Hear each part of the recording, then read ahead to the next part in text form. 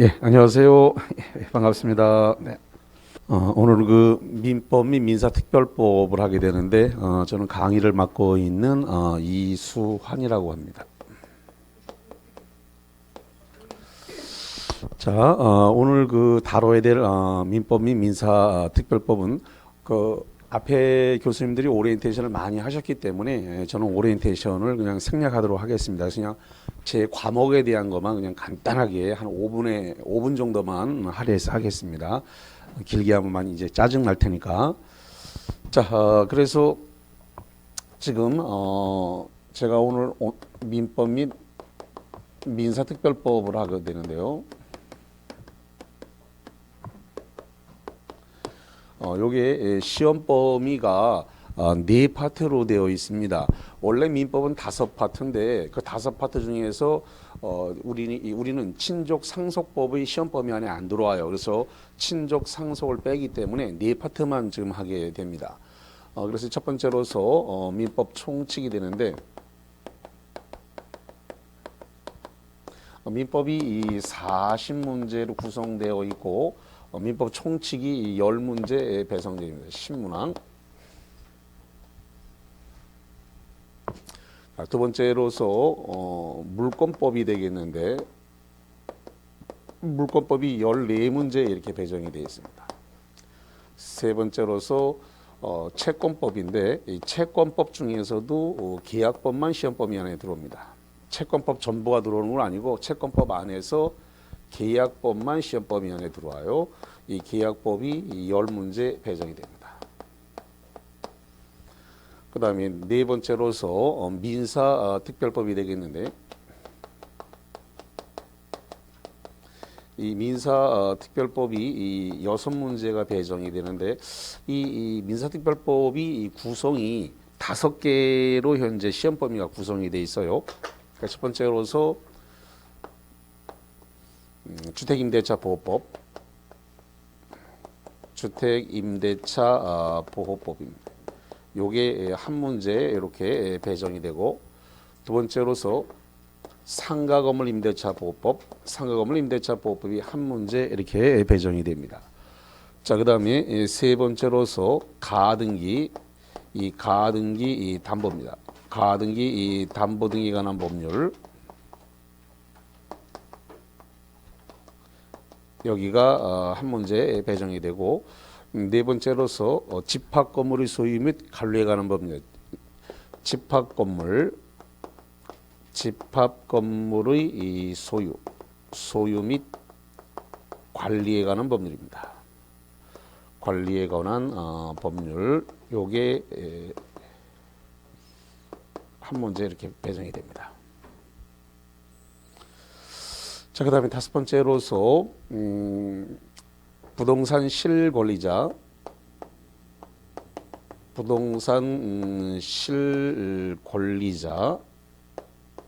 명의 등에 관한 법률입니다. 명의 등에 관한 법률. 그래서 이렇게 한 문제. 그래서 여기까지 해서 5문제인데 이 6문제가 배정이 된다라고 했으니까 한 문제가 남게 되는데, 한 문제는 이게 고정이 되질 않았어요. 그래서 이 한 문제는 주택임대차 보호법으로 가기도 하고, 가등기담보법으로 가기도 하고, 부동산 실권리자 명의 등기에 관한 법률로 가기도 하고, 그래서 왔다리 갔다리 하기 때문에 한 문제는 고정이 안 되는데, 계속 최근의 시험 문제는 부동산 실권리자 명의 등기에 관한 법률이 주로 2문제를 배정을 했어요. 그래서 이걸 그냥 줄여서 우리가 실명법 이렇게 그냥 이야기를 하는데요. 여기에 2문제를 주로 많이 배정을 했는데, 올해 이번에 32회 시험에서는 주택임대차 보호법에다가 한 문제를 더 추가하지 않겠는가. 올해는 이쪽으로 한 문제가 갈 것으로 예상을 합니다. 왜냐하면 임대차 3법이 새로 신설됐다는 말을 많이 들어봤죠. 올 7월 30일 날 임대차 3법이라 그래가지고 주택임대차에 대한 계약 갱신권이라든가 전월세 상한제 이런 게 지금 다 들어왔기 때문에, 올해 들어왔기 때문에 시험 문제를 올해 낼 거라고 예상을 했는데 올해 안 냈어요. 올해 안 냈기 때문에 내년에는 무조건 나온다 이렇게 보면 돼요. 그래서 내년에는 여기서 한 문제가 더 들어와서 주택임대차보호법은 2문제가 될 것으로 이렇게 예상을 하고 있습니다. 자, 그래서 일단 전체적인 체계를 봤고요. 일단은 이게 일단은 시험 문제에서 제일 맞추기가 좋은 영역이 어디냐면 여기입니다. 이 계약법, 요 계약법이 시험 문제를 제일 맞추기가 좋습니다. 그러니까 지문은 그러니까 양은 작고 문제는 굉장히 많아요. 그러니까 계약법이 채권법이 양이 많은데 채권법 중에서 계약법만 하기 때문에 양이 빡 줄었거든요. 그래서 계약법이 이 시험 문제에 맞추기가 가장 좋습니다. 양이 적고 단기간에 점수를 올릴 수 있는 이 10점이면 굉장히 크거든요. 10문제면은 25점이 되는데 굉장히 빠른 시간에 점수를 올릴 수 있습니다. 근데 많은 학생분들이 여기까지 오지를 못해요. 그러면 어떻게 되냐? 이게 지금 그 뒷부분에 있기 때문에 학생들이 요 앞부분 여기까지 오고 여기서 거의 하기 때문에 책이 앞에는 조금 봤는데 뒤는 이렇게 깨끗해. 이게 뒷파트에 있다 보니까. 근데 여기가 사실은 맞추기가 되게 좋은 영역인데, 그래서, 좀 나중에서는 이 계약법 쪽을 갖다 먼저 시작하는, 그러니까 계약법 쪽을 좀 많이 다뤄드리는 강제로 요즘 보게 만들 겁니다. 그래야 점수를 나올 수 있게 되니까. 그래서, 그 다음에 민사특별법도 시험 보기는 좀 좋은데 물론 뭐 가등기 담보에 관한 법률은 조금 뭐 어렵습니다만은 그걸 빼고는 뭐 나머지는 다 할만한 그런 법률이에요. 그래서 여기도 점수가 좀 잘 맞출 수 있다. 근데 이 총칙은 덧철하게 들어있어서 조금 시간이 좀 많이 걸려요. 그래서 다 이렇게 믹스돼 있는 영역이고 총칙이니까 전체적으로 다 물권법, 채권법 다 섞여 있기 때문에 조금 시간이 많이 걸리고 법철학이 들어있어서 처음에 공부할 때 많이 애를 먹는 부분 중에 하나입니다. 그래서 이거는 조금 긴 호흡을 가지고 좀 보자 이렇게 말씀을 드립니다. 오늘 다루고자 하는 민법은 일단은 이렇게 볼게요. 사람이 이런 뭐 도덕이라든가 도덕, 그다음에 뭐 어떤 뭐 관습이라든가 또는 종교 이런 것에 의해서 규율받는 관계는 이것에 의해서 규율받는 생활관계, 이런 규율받는 생활관계는 인간관계다 이렇게 불러요.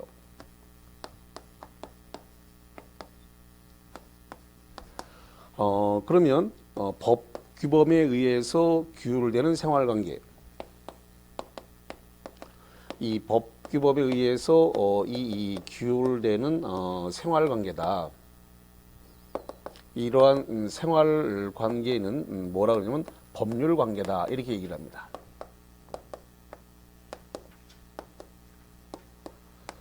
그럼 우리 시험 범위 안에 들어오는 것은 인간관계에는 시험 범위 안에 들어오는 것은 아니겠죠. 당연히 법 규범에 의하여 규율되는 생활관계, 그래서 법 규범에 의해 생활되는 생활관계인 이 법률관계가 시험 범위 안에 들어오는데 이 법률관계는 한마디로 뭐냐라고 했을 때 권리 의무 관계다 이렇게 정의를 하겠습니다. 다시 한번 법률관계는 뭘로 정의할 수 있다고요? 권리 의무, 권리 의무가 그래서 권리와 의무, 권리 의무 관계이다 이렇게 정리를 하겠습니다. 자, 그 다음에 오늘 첫 시간이다 보니까 공부 방법론, 전 오리엔테이션 안 한다 그랬습니다. 오리엔테이션 안 하는 대신에 꼭 필요한 거 몇 개만 하겠습니다. 노트를 하는 데 있어서 지금 학생분들이 노트를 하는데 이렇게 세로로 노트를 하시는데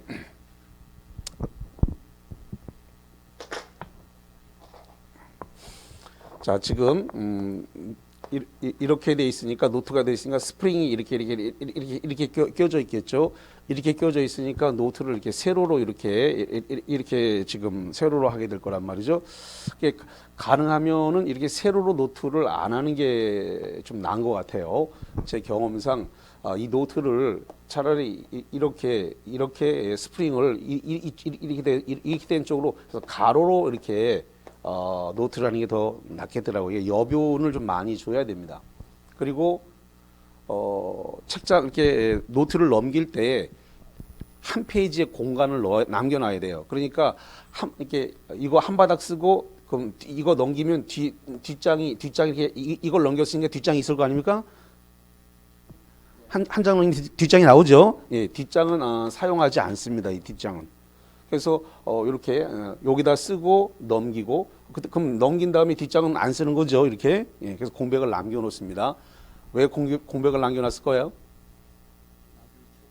나중에 추가를 해야 되기 때문에 그래요. 왜냐하면 제가 11월, 12월에 강의하는 내용은 민법 중에서 일부밖에 강의를 안 해요. 전부 강의를 하지 않는단 말이에요. 너무 많은 강의를 하게 되면 좌절해갖고 아이고야 이거 도전할 수 없는 거구나 하고 포기를 하니까 제가 포기시키면 안 되잖아요. 그러니까 따라올 수 있을 만큼 소화할 만큼 그래서 그 정도 양을 지금 강의가 나갈 거란 말이에요. 그럼 1, 2월에 법이 추가가 될 건데 빽빽하게 다 써놓는단 말이에요. 빽빽하게 써놓으면 1, 2월에 쓸 데가 없어요. 그럼 노트 다시 또 노트를 사다가 또 해야 돼. 그러니까 그런 번거로움을 몇 번을 반복을 해야 되니까 그래서 공부 방법론 배우다가 1년 간다는 말이 있습니다. 그러니까 그런 시행착오를 줄여드리기 위해서 제가 처음부터 그 말씀을 드립니다. 그래서 노트를 처음에 잘 해놔야 그 다음에 그 다음에 1, 2월 달 들을 때 편합니다. 그 다음에 3, 4월 달 가서 또 제가 진도를 더 판례라든가 사례를 올릴 거기 때문에 그때 다시 이제 그때 가서 이 부분을 추가를 하면 돼요. 그러니까 노트를 할 때 너무 빽빽하게 노트를 하지 마세요. 조금 여유를 좀 두어가면서 해야 돼요. 왜? 추가를 해야 되니까 추가할 걸 대비해서 조금 여유를 남겨놓고 그다음에 뒷페이지는 당연히 남겨놔야 되고 그래서 1, 2월, 3, 4월에 추가될 거를 대비해서 남겨놓고 가야 돼 이렇게. 그렇지 않으면 나중에 가서 노트 다시 버리고 다시 또 노트 또 만들어야 돼요. 그래서 그런 우를 안 보내려면 제가 미리 그 방법론에 관해서 말씀을 드리고 그래서 이렇게 해놓으면 전체적으로 여백이 있기 때문에 그다음에 뭐 추가할 여백이 많아요. 근데 이렇게 써놓으면 어떻게 추가하기도 쉽지가 않고 전체적으로 틀이 보이질 않아요. 그래서 노트 이렇게 하지 말자라는 걸 일단 먼저 말씀을 드립니다. 자, 그래서 이렇게 하고 그다음에 또 하나 제가 좀 아무래도 좀 디테일한 부분을 좀 얘기를 많이를 합니다. 그러니까 오리엔테이션을 안 하는 대신에 다른 교수님들이 안 하는 내용들을 제가 디테일하게 좀 많이 하는데 뭐냐면 형광펜을 준비를 해야 되는데 그 형광펜이 노란색이라든가 주황색, 초록색 이렇게 세 가지만 허용을 합니다. 그럼 나머지 뭐 빨간색이라든가 보라색이라든가 청색 이런 거 들고 오지 않습니다. 그러니까 제가 오리엔테이션 하지 않는 대신에 디테일한 부분만 한단 말이에요. 그러니까 학생분들이 많이 이제 그 실수를 되풀이하지 않게 하기 위해서 그래서 책에다가 발라야 되는데 책에다가 바를 때는 옅은 색깔을 발라야 돼요. 근데 처음서부터 진한 색깔로 발라 놓으면은 그 다음에는 자기가 책을 봤을 때 안다라고 착각을 하게 돼요. 사실은 알지도 않는데. 그래서 그리고 책도 보기가 싫어져요. 그래서 청색이나 보라색이나 빨간색으로 갖다 발라놓으면 그 다음부터는 어떻게 추가하기도 쉽지가 않아요. 근데 옅은 색깔, 노란색이나 이 주황색이나 초록색 같은 이렇게 옅은 색깔로 발라놓은 상태에서는 추가로 또 바를 수가 있지만 처음부터 빨간색이나 청색이나 보라색으로 바르면 그 다음부터는 좀 더 추가가 어려워져요. 그리고 책이 지저분해져요. 그 다음부터는 내가 한 번 봤는데도 안다고 착각을 일으킵니다. 그래서 옅은 색깔로 발라놔야 계속 10번, 20번을 볼 수가 있으니까 그래서 혹시 보라색이나 청색이나 빨간색이 있으면 과감하게 쓰레기통에 버립니다. 예, 그거 놔두면 또 바르게 돼요. 그래서 이거 형광펜 고르는 것도 실력이다라고 하는. 자, 이제 그 정도 보도록 하고 자 그러면 여기에 지금 민법을 들어가기 전에 민법이 생각보다 되게 쉬운 과목이에요. 쉬운 과목인데 이거를 법학의 아버지 할아버지들이 법을 만들 때 되게 어렵게 만들어 놓으셨어요. 그래서 제가 쉬운 거와 어려운 거를 두 개를 동시에 다 보여드릴 겁니다. 자, 일단 쉬운 거부터 보여드립니다. 자, 만약에 어떤 사람에게 부동산에 대해서 매매 계약을 이렇게 하기 위해서 내 부동산을 3억에 사시겠습니까? 라고 이렇게 청약을 했습니다. 사시겠다면 내가 3억에 팔 용의가 있습니다. 라고 해서 이렇게 3억에 살 것을 청약을 했어요. 그랬더니 이 매수인 쪽에서 그 3억 괜찮네요. 내가 살 의사가 있습니다. 그거 넘겨주신다면 내가 대금 지급할 용의가 있습니다. 라고 해가지고 거기에 대해서 승낙의 의사표시를 이렇게 했다는 겁니다. 그러면 요 청약과 승낙이라고 하는 의사표시의 합치에 의해서 의사표시의 합치에 의해서 뭐가 일어나냐? 계약이 일어났다는 겁니다. 이렇게. 그런데 이 계약을 학술적으로 말하면 법률행위라고 불러요. 그래서 이렇게 간단한 문제, 그래서 갑에서 을로 넘어간 이것을 권리변동이라고 합니다. 뭐라 본다고요? 권리변동. 자, 그럼 우리가 일반적으로 쓰는 아주 쉬운 용어로 설명을 했는데, 자, 이거를 이제 학술적으로 옮기겠습니다. 법학의 아버지, 할아버지들이 만든 것으로 옮길게요. 이제 지금부터 들으면 이제 자지러집니다. 이제 저 쉬운 것이 이제 법학으로 넘어오게 되면 엄청나게 고통스러워져요, 저게. 자, 저기 있는 청약이라고 하는 거.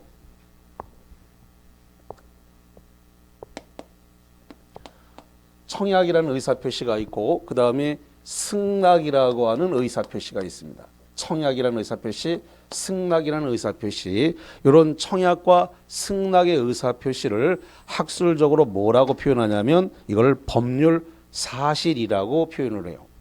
자, 법률 사실.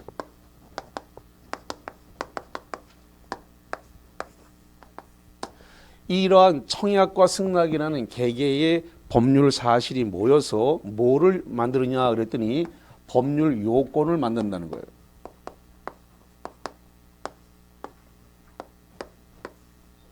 법률 요건. 법률 요건에서 두 가지가 나오게 되는데, 이 법률 요건에서 법률 행위라고 하는 것이 나오고, 또 하나는 법률 규정이라는 게 나옵니다.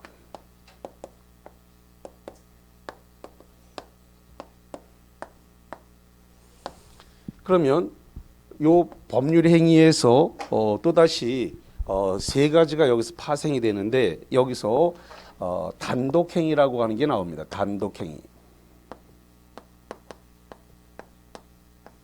그 다음에 방금 전에 우리가 봤던 저 계약이라고 하는 것이 아까 저 계약을 법률행위라고 말한다 그랬는데, 자, 그래서 여기서 법률행위에서 계약이 등장을 합니다. 이렇게. 자, 하나가 더 있는데, 하나는 합동행위라고 하는 게 있습니다.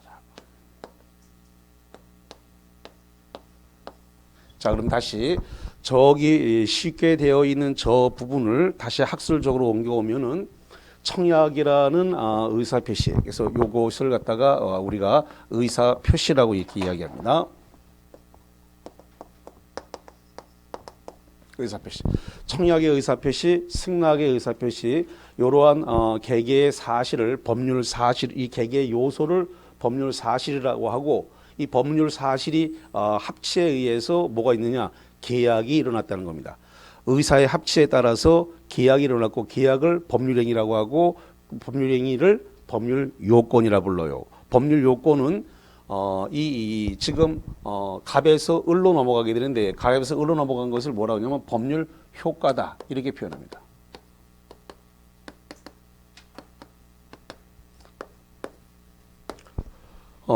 법률효과에 의해서 갑에서 을로 소유권이 넘어갔어요. 그래서 그걸 갖다가 뭐라고 하냐면 권리 변동, 그래서 권리가 변경이 됐다. 그래서 권리가 이렇게 발생을 하고, 권리가 변경을 하고, 권리가 소멸했다, 이렇게 나오게 됩니다. 그래서 이 법률 요건을 뭐라고 표현하냐면 권리 변동의 원인, 이렇게 말해요.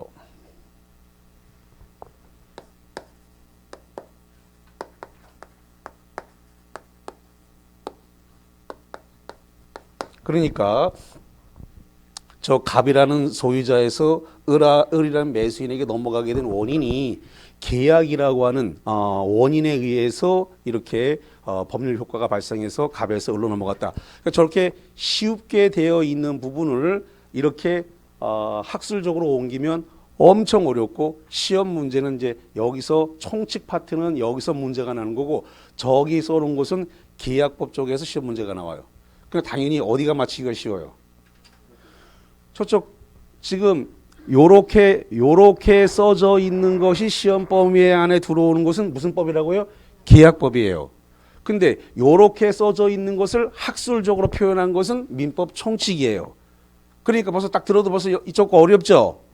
쉽지 않죠? 그러니까 이거는 시간이 되게 많이 걸린단 말이에요. 법 철학이 들어있으니까 되게 어렵단 말이에요. 근데 그대로 우리가 했던 것이 그대로 그냥 시험범위 안에 올라오는 건 계약법이란 말이에요. 그러니까 여기가 맞추기가 되게 좋은 영역이라는 거죠. 근데 학생들은 계속 여기 책이 앞부분만 이렇게 본단 말이죠. 여기는 거의 뒷부분에 해당돼서 3분의 1밖에 여기 남아있는 게 거기 3분의 1밖에 안 남았어요. 근데 합하면 16문제가 나오기 때문에 여기는 맞추기가 되게 좋은데 의외로 이 뒷부분을 공부를 잘 안 한단 말이죠. 그래서 앞으로 강의를 할 때 이 뒷부분도 많이 중점을 둬서 강제적으로 공부하게 만들 겁니다. 자, 지금 귀신 신나라 까먹는 소리를 제가 한번 했어요. 이 소리인지 이게 자 그래서 처음에 용어가 낯설기 때문에 이 낯선 용어를 좀 돌파할 때까지가 조금 시간이 걸려요. 그래서 많은 좀 반복을 필요로 합니다. 자 일단 청약이라는 의사표시, 승낙이라는 의사표시. 자 의사표시에 대해서 한번 다뤄볼게요. 의사표시라는 것은 의사라고 하는 것은 사람의 생각을 의사라 그럽니다. 그러면 그걸 갖다가 입으로 내뱉으면 이걸 표시라 그래요. 두 개를 합치면 의사 표시가 되는 겁니다. 그러면 내 부동산 사겠느냐라는 의사 표시, 내가 그 가격이라면 내가 대금 지급할 용의가 있다라는 승낙의 의사 표시, 이러한 청약이나 승낙이라고 하는 개개의 요소를 뭐라고 부른다고요? 법률 사실. 법률 사실이고 이 법률 사실이 모여서 권리 변동의 원인이 생기는 것을 뭐라고 한다? 법률 요건이라고 한다. 법률 요건인데 이 의사표시가 반드시 한 개 이상은 있어야만 발생하는 것은 법률 행위라 그래요. 다시 합니다. 의사표시가 적어도 하나 이상은 꼭 있어야만 성립되는 걸 뭐라고 표현한다고요? 법률 행위. 반면에 법률 규정은 의사표시가 없어도 물권 변동의 효력이 발생하는 것은 법률 규정이라 그래요. 법률 규정을 줄이면 법정이라 그럽니다. 다시 한번 법률 규정을 줄이면 뭐 한다고요? 법정. 법정이란 말은 법에서 정했다는 겁니다. 갑에서 을로 넘어가라 라고 아예 법에서 정한 것은 의사표시를 요소로 하지 않는다. 그런데 저렇게 계약이라고 하는 것은 사람의 의사표시가 있어요. 사겠다 팔겠다는 의사표시가 있어야 되니까 의사표시가 꼭 있어야만 하는 것은 뭐라 그런다고요? 법률행위. 사람이 원하는 대로 의욕하는 대로 법률 효과를 발생시키기 위한 것은 법률 행위라고 한다. 법률 행위가 이루어지기 위해서는 반드시 뭐가 한 개 이상은 꼭 있어야 된다. 의사 표시가 반드시 하나 이상은 있어야 된다. 지금 이 출발점의 첫 단추를 되게 잘 껴야 돼요. 여기서부터 쭈루루루 파생돼서 나가는 거기 때문에. 자, 그러면 다시 이야기합니다. 법률 행위가 되기 위해서는 의사 표시, 이 의사 표시가 적어도 한 개 이상은 반드시 있어야 된다라는 겁니다. 한 개 이상은 반드시 있어야 된다. 그런데 법률 규정이라고 하는 건 법에 정해져 있는 것이기 때문에 의사 표시를 내용으로 하지 않습니다. 다시 한번 법률 규정에 의한 물권 변동은 뭐가 필요 없다고요? 의사 표시. 의사의 표시가 필요로 하지 않는다는 겁니다. 의사 표시가 없어도 법에 정해진 대로 그냥 효력이 발생한다. 그럼 법에 정해진 대로 바로 효력이 발생한다는 건 대표적인 게 상속이에요. 부모님이 돌아가시면 자식에게 자동으로 상속된다라고 법에 그렇게 규정을 해놓은 것이고, 그 다음에 원하지 않아도 토지 소유자가 원하지 않아도 강제적으로 토지를 수용해 갈 수 있어요. 그거는 의사 표시가 없어도 수용이 가능해요. 그래서 이렇게 수용, 그 다음에 경매, 판결 이런 것들은 의사 표시가 없어도 바로 효력이 발생하도록 이렇게 되어 있는 것들입니다. 그래서 등등등 이런 것들은 법에 정해져 있기 때문에 갑에서 을로 소유권의 변동을 가져올 수 있다는 겁니다. 반면에 의사표시가 반드시 있어야 되는 법률행위는 정말로 의사표시가 딸랑 한 개다. 딸랑 한 개인 것을 단독행위라 그래요. 다시 한번 의사표시가 정말로 한 개인 걸 뭐라고 표현한다고요? 단독행위. 의사표시가 딱 한 개인 것은 단독행위라고 얘기를 합니다. 그러면 이 단독행위에 해당되는 이 의사표시가 이게 지금 상대방이 있는 단독행위냐 아니면은 상대방이 없는 단독행위냐 이게 나눠지게 돼요.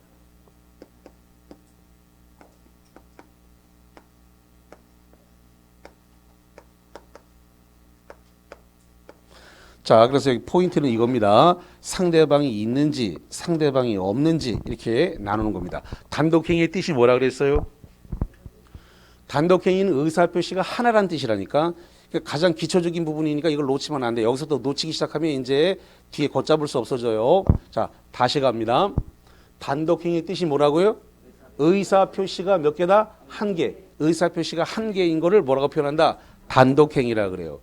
그러면 이 단독행위는 의사표시가 하나인 반면에 계약이라는 것은 의사표시가 두 개예요. 의사표시가 두 개인데 서로 상대방을 향해서 의사표시를 해야 된다는 건 계약입니다. 자, 예를 들어서 이런 겁니다. 청약이라는 의사표시, 승낙이라는 의사표시가 있어 의사의 합치에 의해서 계약이 일어났다는 겁니다. 그러면 이렇게 서로 상대방을 향해서 의사표시를 하는 것을 대립되는 의사표시라 그래요. 대립된다라고 하는 말은 싸운다, 각을 세웠다 이런 뜻이 아니라 의사표시를 상대방을 향해서 했다 이런 뜻입니다. 상대방을 향해서 의사표시를 했다는 것을 뭐라고 표현한다고요? 대립되는이라고 표현을 해요. 제가 표현하는 게 아니라 학술적으로 그렇게 표현을 합니다. 그럼 시험 문제는 제가 표현한 대로 시험 문제가 올라옵니다. 대립되는 이렇게. 그래서 대립되는 의사표시가 두 개인 것은 뭐라고 표현한다고요? 계약이라 그래요. 대립되는 의사표시가 두 개인 것은 계약. 의사표시가 두 개 이상인데 동일한 방향, 같은 방향으로 두 개 이상이다.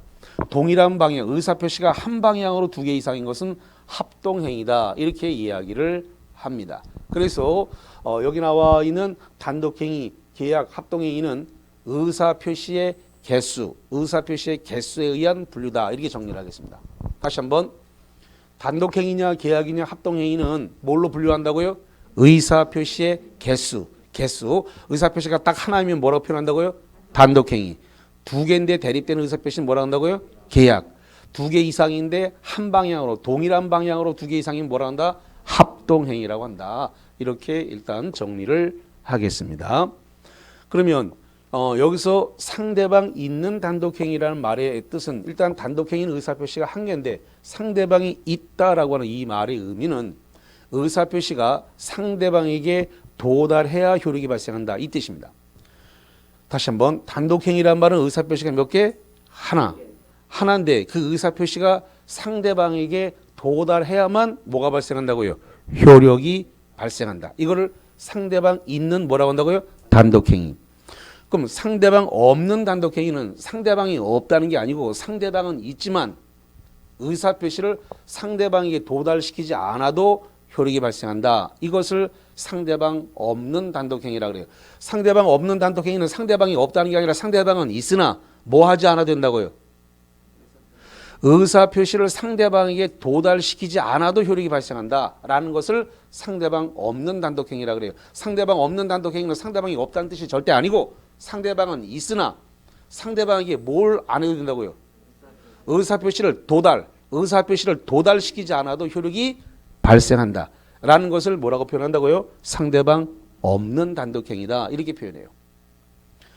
자, 그러면 이 상대방 있는 단독행위는 여러 개가 있는데 이게 시험 범위 안에 바로 올라오기 때문에 시험에 바로 물어보기 때문에 이걸 갖다가 좀 암기를 했다가 1월 달에 또 쓰고 3월 달에 또 쓰고 기출문제 나왔을 때 기출문제 분석할 때도 그대로 쓰도록 하겠습니다.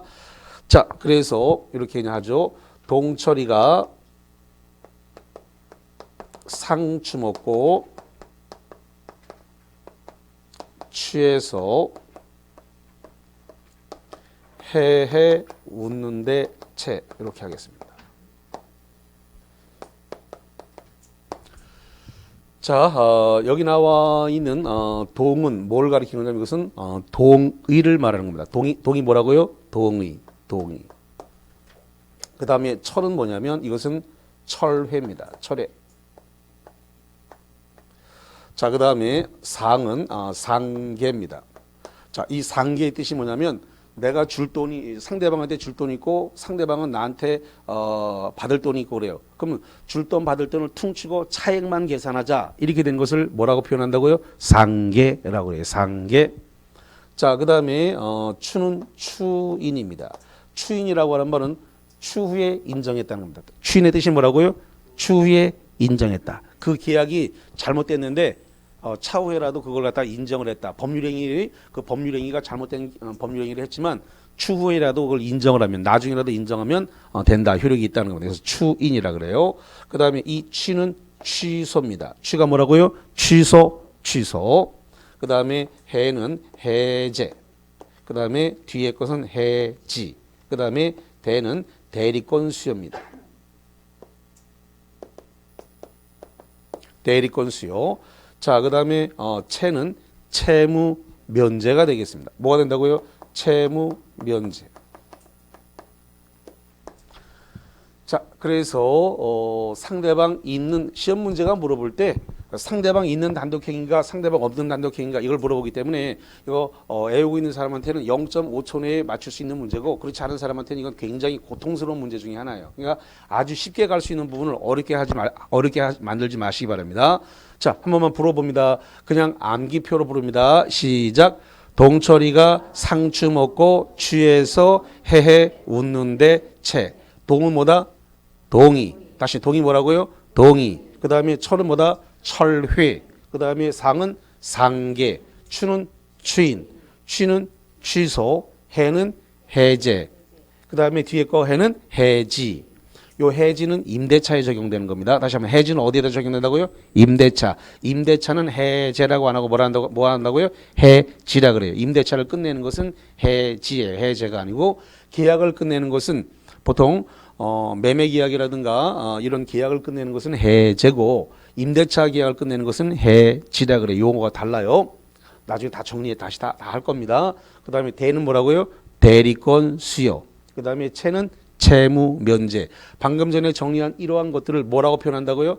상대방 있는 단독행위. 상대방 있는 단독행위는 어떻게 하라고 그랬나요? 의사표시를 상대방에게 도달시켜야 된다고요. 다시 한번 의사표시를 상대방에게 뭐 한다고요? 도달시켜야만이 효력이 발생한다. 이거를 상대방 있는 단독행위라고 하고 자 상대방 없는 단독행위. 이 상대방 없는 단독행위는 유제포라고 부르는데 이게 유언이라든가 유중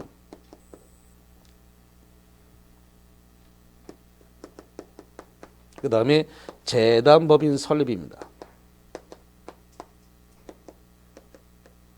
그 다음에 각종 권리 여기서 권리에는 소유권 포함해서 이 각종 권리를 갖다가 포기를 하는 행위 이런 것들을 상대방 없는 단독행위다 이렇게 얘기를 해요. 그래서 여기 나와 있는 유 그다음에 제 그다음에 포 이렇게 해서 유제포 이렇게 정리를 하게 됩니다. 이 유제포라고 되어 있는 이러한 것은 의사표시를 상대방한테 도달을 시켜야 된다고요? 안 시켜야 된다고요? 의사표시가 상대방에 도달하지 않아도 효력이 발생한다라는 겁니다. 의사표시가 한 개인데 상대방에게 의사표시를 도달시키지 않아도 법률적 효력이 발생한다라는 겁니다. 자, 그래서 이걸 상대방 없는 단독행위 줄여서 뭐라고 표현한다고요? 유제포. 다시 뭐라 한다고요? 유제포. 이렇게 정리를 하겠습니다. 반면에 계약이라고 하는 거, 요 계약이라고 하는 것은 의사표시가 몇 개가 필요하다고 했다고요? 2개. 다시 한번 의사표시가 몇 개가 있었다고요? 2개. 2개가 있어야 되는데 이 의사표시 2개가 어떻게 2개라 그랬어요? 대립되는 의사표시다. 이렇게 대립된다는 것은 의사표시가 상대방을 향해서 의사표시를 해야 된다. 이거예요. 의사표시를 상대방에 해서 의사표시에 이렇게 의사의 합치가 있어야만이 바로 계약이 성립되는 거다. 의사의 합치에 의해서 계약이 이루어지는 거다. 이렇게 보면 되겠네요. 자, 그래서 요 의사 표시에 의해 가지고 원하는 대로 의역하는 대로 효력이 발생하는 걸 뭐라고 표현한다고요? 법률행위. 다시 합니다. 의사 표시에 의해서 원하는 대로 의역하는 대로 효력이 발생하는 걸 뭐라고 표현한다고요? 법률행위. 이 법률행위는 갑에서 을로 물권 변동이 넘어가기 위해서는 뭘 해야 되냐면 등기를 해야 합니다. 다시 한번 법률행위와 물권 변동은 뭘 해야 된다고요? 등기를 해야 돼요. 반면에 법률 규정에 의한 물권 변동은 의사표시를 요소로 하지 않기 때문에 법에서 자동으로 소유권을 넘어가도록 이전하도록 이렇게 만들어 놓은 것이기 때문에 이것은 등기를 하지 않아도 효력이 발생을 합니다. 이건 등기가 없어도 효력이 발생되는 거예요. 의사표시를 요소로 하지 않기 때문에 그렇다라는 겁니다. 자, 그렇다면은 오늘 그 프린트물을 좀 나눠 드렸네요. 자, 프린트물을 좀 봅시다. 자, 그러면 거기 인문 강좌에서 거기 보겠습니다. 1번 가려 보니까 민법 시험 공부라고 되어 있는데 우리는 객관식 절대평가 시험이기 때문에 40점 과락 없이 평균 60점이면 되고, 그리고 특히 옆에 공부하시는 분을 떨어뜨려야 내가 붙는 시험은 아니다라는 겁니다. 그러니까 너무 옆에 사람 미워하지 말고 옆에 사람하고 좀 잘 지내고, 앞으로 옆에 사람들이 같이 공부를 할 동료고, 그다음 공동 중개를 해야 될 아주 중요한 소중한 분들이기 때문에 옆에 분들을 너무 막 미워라고 하고 그러지 마시고 잘 협력을 해서 또 1년 잘 지내고 나중에 합격한 다음에 공동 중개도 좀 잘할 수 있도록 하고, 그다음에 이거 민법 공부를 하려 그러면 말이죠, 로스쿨 가서 하셔야 돼. 다시 말합니다. 민법 공부는 로스쿨 가서 하는 거니까 민법 공부하려고 하지 말고 민법 시험 공부를 하자, 이렇게 말씀드립니다. 이 무슨 소리냐? 너무 쓸데없는 것을 많이 해가지고 양을 늘리지 말자라는 뜻입니다.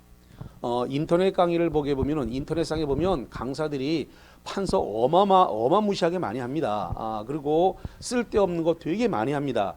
그래서 민법 한 과목만 하다가 1년 다 갑니다. 근데 민법 시험 공부만 하면 버릴 거 다 버려버리고 나면 양이 얼마 안 돼요. 그럼 굉장히 쉬워 보이거든요. 쉬워 보여도 그것만 갖고도 충분해요. 그런데 학생분들은 자꾸 착각을 한단 말이죠. 판서 엄청나게 하고 그러면 되게 잘하는 것이라고 착각을 하는데 그렇지 않습니다. 그래서 시험 문제는 나오는 데는 거의, 우리 중개사 쪽에 나오는 것은 거의 정해져 있고, 중개사 쪽에 나오는 것은 중개 실무와 관련된, 중개 계약과 관련된 부분만 내라고 돼 있기 때문에 쓸데없이 사법시험 영역은 안 들어가요. 근데 강의를 하시는 분들이 대부분 다 사법고시를 준비했던 분들이 돼서 자기네가 옛날에 공부한 것까지 다 얘기해 버려요. 그러면 양은 어마어마하게 민법 공부했는데 그건 로스쿨 가서 해야 될 양이지 중개사 시험에 안 맞아요. 중개사 시험에 안 맞는 강의를 인터넷 강사들이 너무 많이 한다는 겁니다.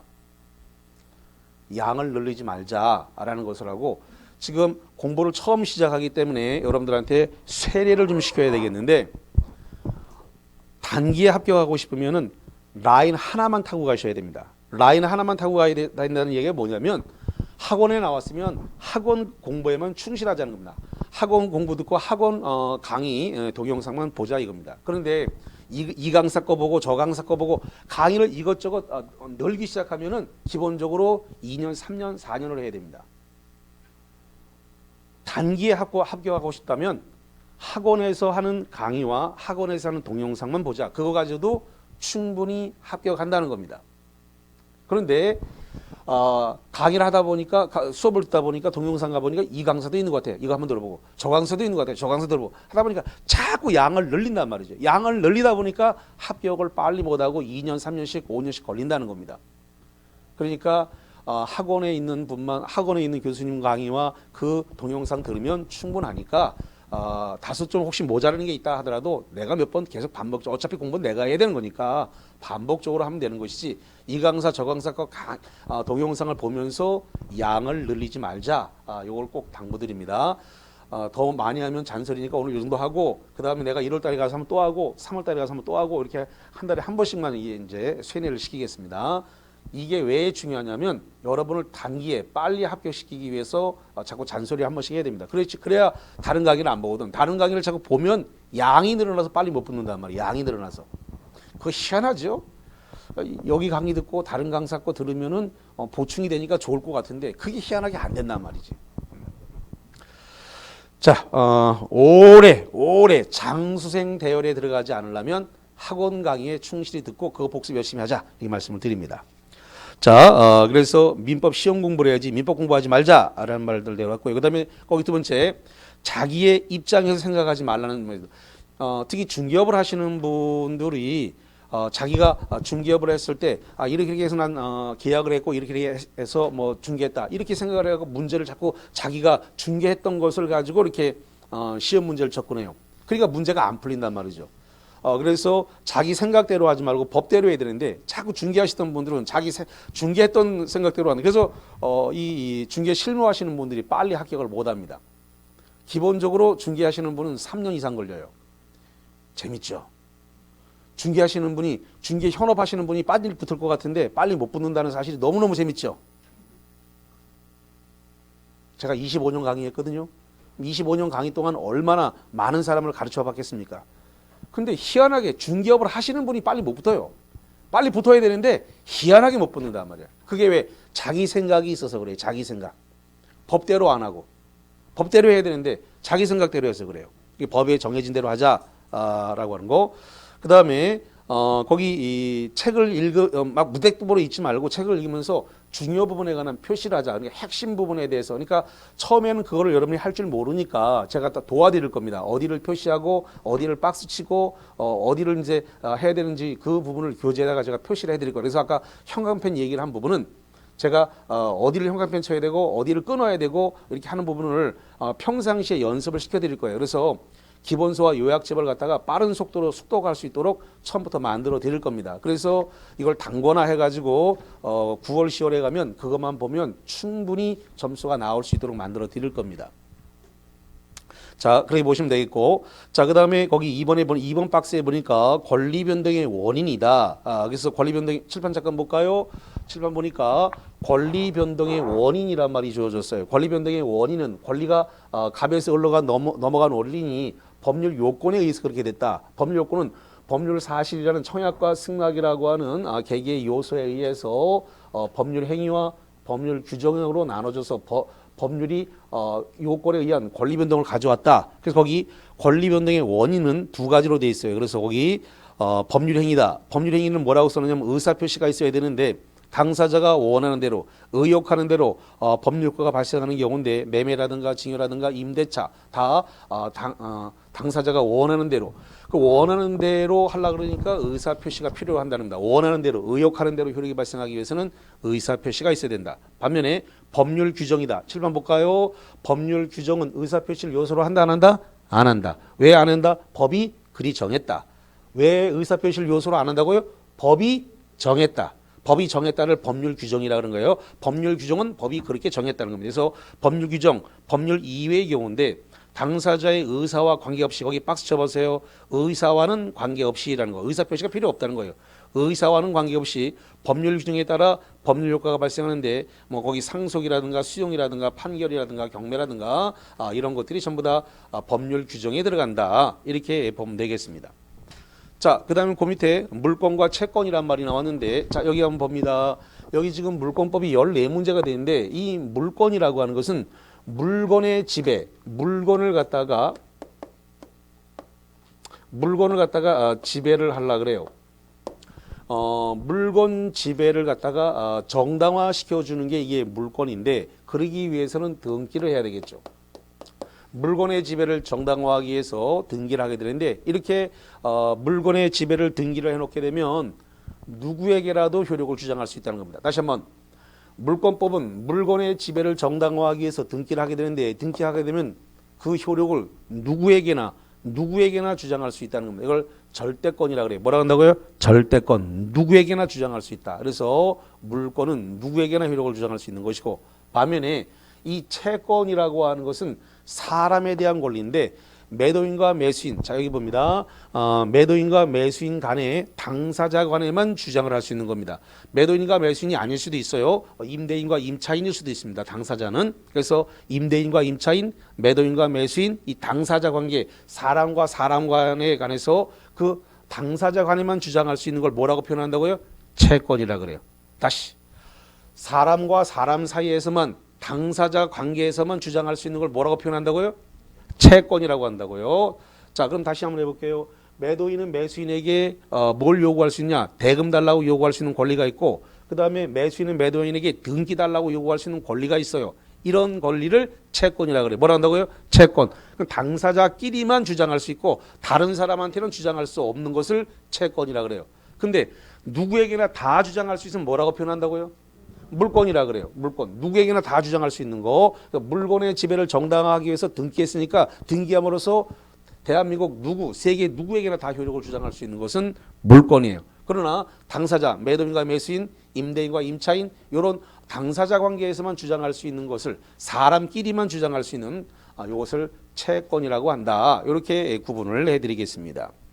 자, 그 다음에 그 밑으로 내려가서 1번 문제를 보니까 문제 1번입니다. 1번에 권리 변동의 원인에는 법률 행위와 법률 규정이 있다. OX. 좋았습니다. 자, 여기 봅니다. 여기 권리 변동의 원인을 법률 요건이라 부르고 거기는 법률 행위와 법률 규정이 있다. 그래서 O가 됐습니다. 자, 그 다음에 2번을 볼게요. 2번. 법률 행위에 의한 부동산 물권이 변동되기 위해서는 반드시 등기를 해야 된다. OX. 물권이 변동되기 위해서는 등기를 해야 되는 것인데 여기 봅니다. 법률 행위에 의한 물권 변동은 등기를 해야 되는 거 맞아요. 그러나 법률 규정에 의한 물권 변동은 등기를 안 해도 돼요. 근데 시험 문제가 법률 규정을 물어본 게 아니라 법률 행위를 물어봤죠? 예. 다시 한번 2번 시작할 때 뭘로 물어봤다고? 법률 행위. 그러니까 반드시 뭘 해야 돼? 등기를 해야 되는 거예요. O입니다. 자, 그 다음에 3번에다 별표 칩니다. 이 3번은 우리 기출문제에 나왔던 지문이에요. 자, 3번. 다음 중 단독행위가 아닌 것은, 자, 단독행위의 뜻이 뭐라 그랬어요? 단독행위란 의사표시가 한 개, 의사표시가 한 개인 걸 단독행위라고 한다라는 겁니다. 자, 푸는 건, 이 기출문제니까 푸는 건 여러분이 풀으셔도 돼요. 여기가 오늘 우리가 기초 입문과정을 했지만 입문과정 완전히 기초서부터 해가지고 시험장에 가서 써먹을 수 있는 것까지 동시에 오늘 다 합니다. 그렇기 때문에 기초라 그래서 완전히 기초만 생각하시면 안 돼요. 이 기초과정이 정말로 중요해요. 자, 그래서 단독행위가 아닌 거, 왜냐하면 대부분의 학원들이 11월, 12월을 너무 대충 시간을 보냅니다. 인터넷도 많이 그래요. 이 아까운 시간을 왜 대충 흘려보내는지 몰라. 이 귀중한 시간을. 그러니까 11월, 12월을 좀 충실히 보내서 빨리 조기에 합격점을 끌어올리겠다라는 게 모토입니다. 그래서 이 학원은 공부 많이 시키는 학원, 그리고 합격생 많이 나오는 학원, 이렇게 될 겁니다. 그러니까 여러분들은 학원 잘 골라오셨어. 축복받은 거야. 그러니까 여기 지금 영진고시 등록한 거 정말 축복받은 거야. 그러니까. 자, 그래서 여기 3번 한번 봅니다. 다음 중 단독행위가 아닌 것은, 자, 여러분이 풀어봅니다. 거기 시간은 15초 주겠습니다. 자, 보겠습니다. 다음 중 단독행위가 아닌 것은 번호로 말씀해 주세요. 몇 번이 아니다? 3번이 아닌 거예요. 자, 볼게요. 취소. 자, 칠판 봐요. 취소가 여기 있네. 취소는 상대방 있는 뭐라고 되어 있어요? 단독행위. 그러니까 1번 이상 없고, 단독행위라 그랬으니까 그 상대방 있든 없든 두 개 다 합해서 단독행위니까, 그래서 취소, 상대방 있는 단독행위 이상이 없고, 그 다음에 2번에 해제 여기 있네. 해제도 뭐고 있어요? 상대방 있는 단독행위. 그 다음에 4번에 해지도 상대방 있는 단독행위. 그 다음에 추인, 상대방 있는 단독행위. 근데 거기 3번에 증여라고 되어 있는데 증여는 단독행위가 아니에요. 잠깐만, 단독행위 뜻이 뭐라 그랬어요? 의사표시가 하나. 근데 증여는 의사표시가 두 개야. 다시. 증여는 의사표시가 몇 개라고요? 두 개. 왜 두 개다? 하나는 주겠다라는, 내가 주겠다는 증여 의사표시가 있으면 끝나느냐? 아니야. 받겠다는 사람이 오케이, 받겠습니다 라는 의사표시가 있어야만 발생을 하는 거예요. 그래서 증여는 계약이야. 다시 한번, 증여는 어디로 간다고요? 계약. 의사표시가 몇 개다? 두 개. 그래서 증여는 계약인 거예요. 단독행위가 아니야. 그래서 시험 문제 되게 많이 나옵니다. 이게. 다시 갑니다. 증여는 주겠다라고 하는 의사표시만으로 성립한다, 안 한다? 안 한다. 주겠다라고 했을 때 받겠다는 의사표시가 없으면 증여는 효력이 발생되질 않습니다. 자, 혹시 이런 생각을 하네. 그거 미친 거 아이가? 아니야. 우리 한국 사람은 준다 그러면 넙죽 받지만은 저 외국 사람들은 준다라고 했을 때 그거 잘 안 받습니다. 그거 뭐라 하냐면 뭐 재산 주겠다 그러면 받겠다는 외국 사람들도 있지만은 그냥 그 좋은 데다 그냥 기부하세요 이렇게 하고 안 받으려 그래요. 잘. 그러니까 자기가 이렇게 힘들어서 이렇게 자기가 이렇게 노력해서 벌어야 그걸 가치 있다라고 판단을 하기 때문에 그 준다라고 했을 때 덥석 받는 친구들도 있지만 안 받는 친구도 미국에는 이 외국은 되게 많아요. 근데 우리나라는 안 준다고 부모를 때려서 돌아가시게 하고 그걸 먼저 받으려 그래. 그래서 이 친족 상해가 막 이게 존속 상해가 나오고 막 이런단 말이죠. 그러니까 주겠다라는 의사 표시만 갖고는 안 되고 받겠다는 뭐가 있어야 한다고요? 의사 표시가 있어야만 증여는 성립이 되는 거다. 그래서 의사 표시가 증여는 몇 개라고요? 2개. 2개가 됐기 때문에 이건 뭐라고 표현한다고요? 계약. 단독행위가 아니라 뭐라고 한다고요? 계약. 그래서 단독행위가 아니기 때문에 3번이 답이 됐는데 이 간단한 것도 못 고르는 사람이 너무 많아. 정말로 이 간단한 거 이거 지금 해놨으니까 쉽지. 이거 해놨으니까 쉽지. 안 해놨을 때 매우 고통스럽습니다. 이거 상대방 있는 단독행위 이것도 시험 문제 내면 간단해도 생각보다 잘 못 맞춰요. 이거 지금 제가 이렇게 이게 해놨으니까 이거 그나마 쉬워 보이지. 자. 그래서 일단 거기까지 정리를 이렇게 일단은 했고요. 그 다음에 어딜 가서 볼 거냐면은 8번을 보겠습니다. 8번. 자, 8번을 봤더니 청약과 승낙은 의사 표시로서 법률행위에 해당한다. 자, O입니까? X입니까? 이거는 X예요. X. 아, 여기 다 써놨네. 청약과 승낙은 뭐라고 써놨어요? 법률 사실이라고 되어 있잖아요. 법률 사실. 청약과 승낙은 뭐라고요? 법률 사실. 근데 시험 문제 뭐라고 썼어요? 법률 요건. 틀렸네. 아, 여기 다 써졌어요. 여기 보세요. 여기 청약과 승낙은 뭐라고 됐다? 법률 사실. 근데 시험 문제 뭐라고 줬어요? 법률 행위. 틀렸잖아요. 법률 행위가 아니라 법률 사실이잖아요. 답이 X가 됐습니다. 자, 그 다음에 9번 갑니다. 자, 9번에다가 별표를 하나 딱 치겠습니다. 9번. 채무 면제, 해제, 동의, 재단법인 설립행위는 상대방 있는 단독행위다. 있는을 동그라미 칩니다. 있는. 상대방 있는 단독행위다. OX. X. 자, 여기 봐요. 재단법인 설립은 상대방 있는이 아니라 상대방 뭐예요? 없는. 나머지는 다 상대방 있는 거예요. 그러니까 거기 채무 면제, 해제, 동의 여기 슬러시 잘라보세요. 또 자르라니까 톱이나 칼 들고 올라. 자르라 그러니까 이게 자르라는 거예요. 슬러시 하라고 슬러시. 어디를 슬러시 했는데? 동의 거기를 슬러시 했다. 다시 채무 면제, 해제, 동의 다음에 슬러시 하라고요. 거기까지는 뭐다? 상대방 있는 단독행위. 그 다음에 그 슬러시 뒤에 재단법인 설립 뭐다? 상대방 없는 단독행위. 그럼 있는과 없는이 섞였으니까 상대방 있는 단독행위라고 했으니까 X. 객관식 시험 문제는 세모가 존재하지 않아요. 맞으면 맞고 틀리면 틀리는 거지 세모는 없어요. 그렇기 때문에 상대방 있는과 없는이 섞여 있는데 상대방 있는 단독행위라고 했으니까 X가 되는 겁니다. 좋습니다. 자, 프린트물 뒤집어서 10번 갑니다. 법률관계는 법에 의해서 규율되는 생활관계로 가로관계다. 그 주관식 가로 뭐가 들어가야 될까요? 아, 여기 다 써놨네. 써놓고 물어보는데 법규범에 의해서 규율되는 생활관계는 법률관계다. 법률관계는 뭐로 구성된다? 권리, 의무. 아, 여기 정답 다 써놓고 물어보네. 정답 뭐라고요? 권리, 의무관계. 아, 너무너무 쉬워.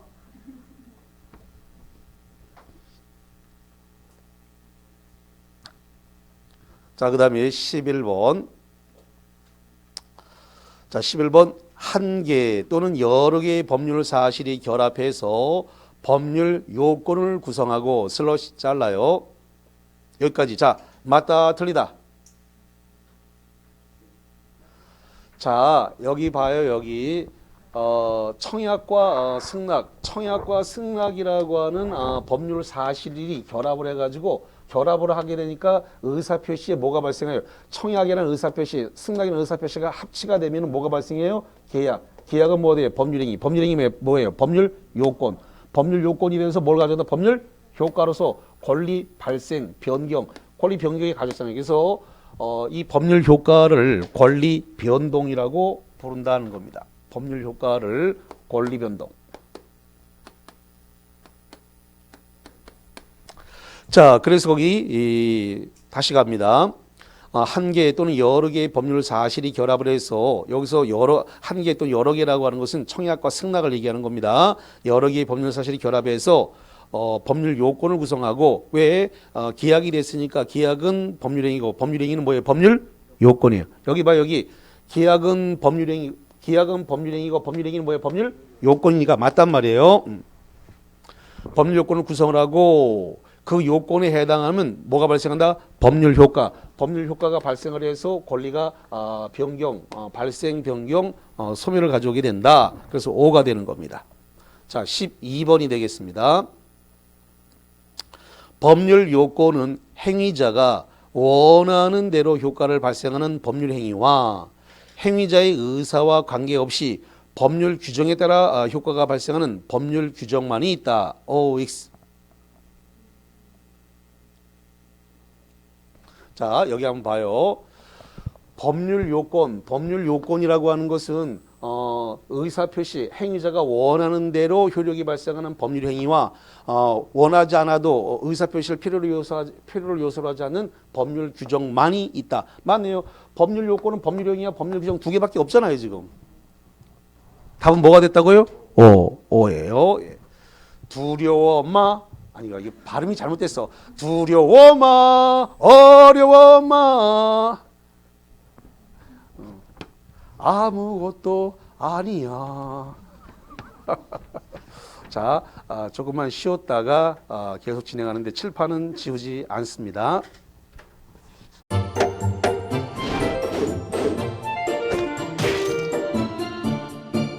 안녕하세요. 공인중개사 민법을 강의하고 있는 양민입니다. 자, 제가 준비한 거는 공인중개사 자료를 쉽게 다운받는 꿀팁을 준비해 보았습니다. 자, 공인중개사를 공부하다 보면 방대한 양의 자료를 접하게 됩니다. 하지만 그것을 일일이 다 출력을 하시거나 보관을 하는 데는 불편함이 따르죠. 이를 해소하기 위해서 핸드폰을 쉽게 활용할 수 있는 꿀팁을 준비했습니다. 네이버 밴드라는 어플을 통해 필요한 자료들을 보거나 다운받을 수 있습니다. 이 네이버 밴드를 활용하는 방법을 하나씩 알려드리도록 하겠습니다. 1단계, 네이버 밴드라는 어플을 다운받습니다. 가장 먼저 안드로이드 버전은 플레이 스토어를 클릭하시면 되겠습니다. 아이폰은 앱스토어에서 하시면 됩니다.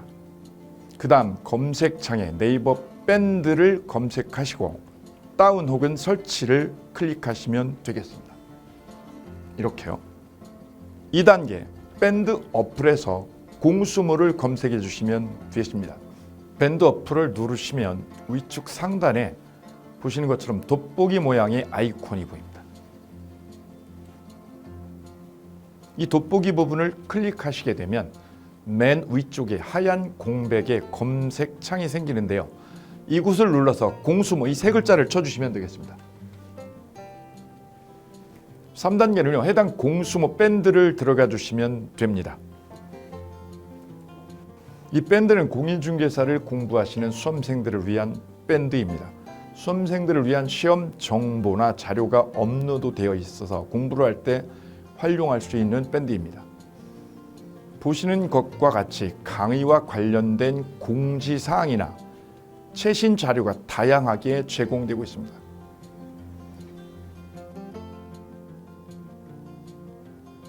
4단계, 또 다른 꿀팁 모바일 일일학습법에 대해서 소개드릴까 합니다. 이제 핸드폰으로 짬 시간을 활용하셔서 공부하는 학습법을 알려드리도록 하겠습니다. 자료 페이지에서 뒤로 가기를 누르시면 처음 보셨던 페이지가 뜹니다. 여기서 내려가 보세요. 모바일 일일학습이란 코너가 보입니다. 이 부분을 누르게 되면요. 매일 한 개씩 핵심 부분이라고 할 수 있는 문제가 업로드되어 있고요. 더 아래로 쭉 내려가시면 정답과 해설 부분을 볼 수가 있습니다. 맨 아랫부분을 보시면 이렇게 댓글 쓰기도 남길 수 있으시죠. 스마일 부분을 눌러 좋아요로 표시할 수도 있습니다. 짬을 내어 스스로 학습한 뒤 모르는 부분을 질문할 수도 있고 하루 동안 공부했던 것을 정리하시거나 공부한 소감을 적어 놓으실 수도 있습니다.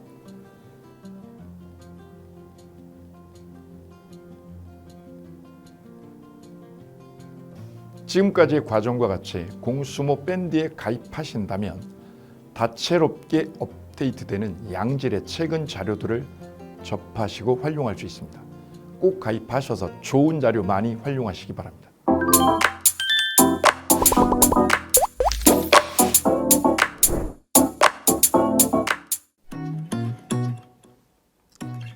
자, 안녕하십니까. 자, 이번에는 부동산 실무, 일반인들이 어떤 도움을 받기 위한 관련된 밴드에 대해서 소개를 시켜드릴 건데요. 일단은 검색창에다가 365 부스라고 치시면 돼요. 365 부스인데 365일 부동산 스터디라는 밴드예요. 네이버 밴드인데 365 부동산 스터디라는 밴드 일단 클릭하시면 현재는 이제 4만 명 정도 되는 밴드인데요. 우리가 일반인들이 어떤 부동산 정보를 습득하는 데 있어서 이 정보를 얻기가 되게 쉽지가 않습니다. 내가 어딘가를 찾아본다고 해서 잘 찾을 수 있는 것도 아니고, 어떤 전문가들이 하는 말들이 친밀성이 있는 건지 아닌지에 대해서도 우리가 잘 믿을 수가 없는 거기 때문에 그런 정보를 그래도 좀 손쉽게 찾아볼 수 있게끔 저희 이제 이 밴드에 구성된 전문가들이 정보를 좀 제공해 주는 거기 때문에 아마 유용하게 활용할 수 있을 거고요. 내가 부동산 중에 토지를 좀 알고 싶다, 또는 상가를 좀 알고 싶다, 또는 나는 내 집 마련을 위해서 청약이 좀 궁금하다. 근데 그게 솔직히 어디 가서 물어보거나 어떤 정보를 찾기 쉽지 않아서 그것 때문에 만들어진 밴드라고 보시면 돼요. 그래서 365일 내내 부동산을 어떤 공부한다는 취지로 밴드에 들어오셔서 질의응답도 하시고 궁금한 사항에 대해서 예를 들어 문의를 하시면 저희가 관련된 정보를 또 제공해주는 그런 밴드라고 보시면 되겠습니다. 어떤 밴드냐면 한번 보시면은 지금 현재는 공지사항이 제일 먼저 나올 건데요. 이 공지사항은 기존에 있던 오프라인이 어떤 강좌가 있으면 그 강좌에 관련된 거 세미나라든지 그래서 평소에 이제 우리가 이제 접하지 못했던 강의들 있죠. 이렇게 진행이 된다라는 거 공지를 좀 하는 그런 내용들이고요. 하나 좀 더 올리면 자, 이제 우리 교수님이에요. 교수님 중에 상가 교수님이 최근에 예를 들어서 법이 바뀌었어요. 법이 바뀌게 되면 최근에 바뀐 법이 이런 바뀐 법이 있으니 중개업을 한다거나 투자를 할 때 좀 유의해서 알아보시면 좋겠습니다라는 거를 올려놓을 거예요. 기존에 올려놓은 자료가 있으면 또 찾아보시면 되는 거니까 이렇게 해서 계속 밴드에서 소식을 받으시면 실전에 굉장히 도움을 많이 받을 거라고 예상합니다. 부동산 관련된 내용 중에서 하나 더 보시면 이제 랜드프로에서 직접 우리 프로그램 만들고 있어요. 그래서 부동산 까발리기, 부동산 부티크 이런 팁이 관련돼서 부동산 팁 있죠. 예를 들어서 청약을 받아야 되냐 말아야 되냐, 지금 강남권 아파트를 투자해야 되냐 말아야 되냐, 이런 정보를 쉽게 여러분들이 접하지 못하기 때문에 그런 관련된 것들을 시대에 맞게 흐름에 맞게 부동산 시장이 이제 요동치면 내가 지금 집을 팔아야 되냐 사야 되냐 그런 것들에 대해서 신속하게 정보를 들을 수 있는 밴드니까 시간이 나실 때마다 자주 들어오시고 저도 자주 들어와서 좋은 정보 남겨드릴 테니까 자주 들어오시기 바랍니다. 저는 부동산 공법하고 부동산 토지 투자를 강의하는 고상철이었습니다. 자주 밴드에서 뵙도록 하겠습니다. 자, 수고하셨습니다.